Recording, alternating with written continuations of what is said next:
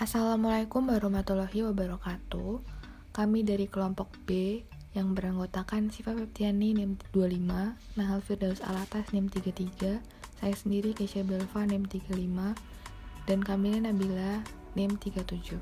Kami akan mempresentasikan tentang perangkat persepsi. Di sini ada perangkat persepsi bingkai iot untuk aplikasi pada sistem kerekan tambang. Perangkat-perangkat yang digunakan pada aplikasi tersebut menggunakan sistem 4 lapis, yaitu menggabungkan teknologi sensor, teknologi pemantauan online, transmisi nirkabel, teknologi diagnosis kesalahan untuk memproses informasi multisumber yang heterogen. Arsitektur sederhana dari skenario IoT dapat dibagi dalam 3 lapisan.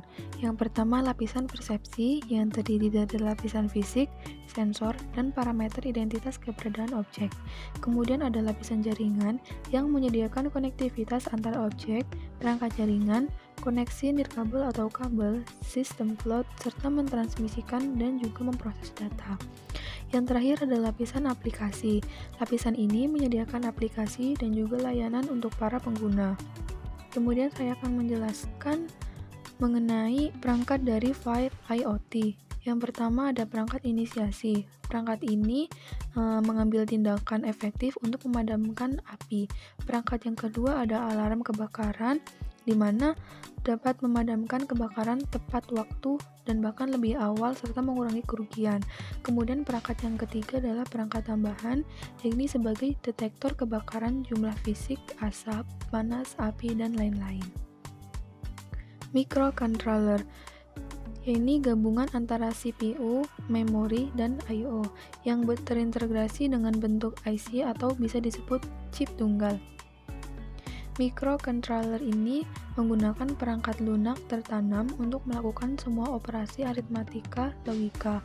Rekayasa perangkat lunak untuk microcontroller ini dapat berkontribusi untuk menciptakan aplikasi IoT yang lebih kuat dan dapat diskalakan dan juga dapat dipelihara. Lalu, bagaimana perangkat terhubung ke jaringan? Lapisan jaringan menggunakan internet dan teknologi komunikasi transmisi kabel jarak jauh. Lapisan middleware terdiri dari perangkat kerja pemrosesan data IoT berbasis service oriented arsitektur. Kemudian peralatan terhubung ke jaringan global dan dapat dipantau dan jauh dari mana saja, seperti modul WiFi dan mikrokontrol terhubung secara berlawanan. Kemudian di sini ada beberapa jenis sensor. Pertama ada node transmisi, yaitu untuk mentransfer data ke node sync dengan relay multi-hop. Kemudian ada sync node, menerima data penginderaan yang dikirim oleh sensor node. Untuk selanjutnya ada NS sensor dan parameter terhubung di lapisan persepsi. Parameter karakteristik diperoleh menggunakan perangkat lunak konfigurasi dan jaringan area lokal tambang disimpan ke server data. Dan terakhir ada sensing node, yaitu untuk mengumpulkan data area pemantauan. Kemudian ada sensor analog. Nah, sensor ini terhubung ke pin analog MCU. Kemudian semua data sensor diproses oleh MCU dan diperbarui ke server ThinkSpeak menggunakan modul komunikasi data Wi-Fi seperti SP8266 atau node MCU ke server pusat.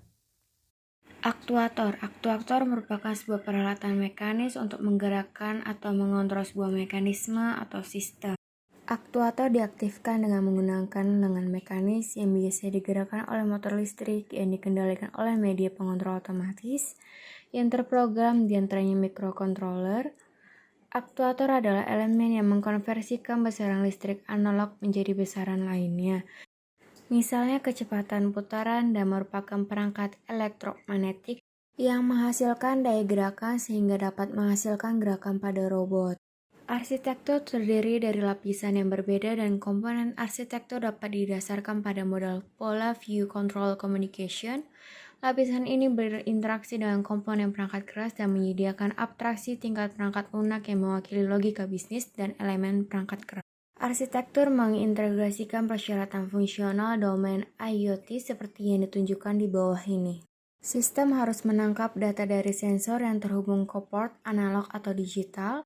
Sistem harus menormalkan data yang ditangkap dengan menerapkan algoritma standarisasi tergantung pada sensor. Sistem harus mengizinkan pengguna untuk mengubah status on atau off aktuator yang terhubung ke port. Sistem harus dapat terhubung ke internet menggunakan GSM atau GPRS, Wi-Fi atau Ethernet. Sistem harus mampu mengirimkan data yang dikumpulkan ke sistem jarak jauh menggunakan protokol komunikasi HTTP, REST, COIP, MQTT. Sistem harus menyediakan antarmuka konfigurasi seluler atau web. Cara kerja setiap perangkat: sensor menangkap data, sistem mengirimkan data, protokol mengolah data.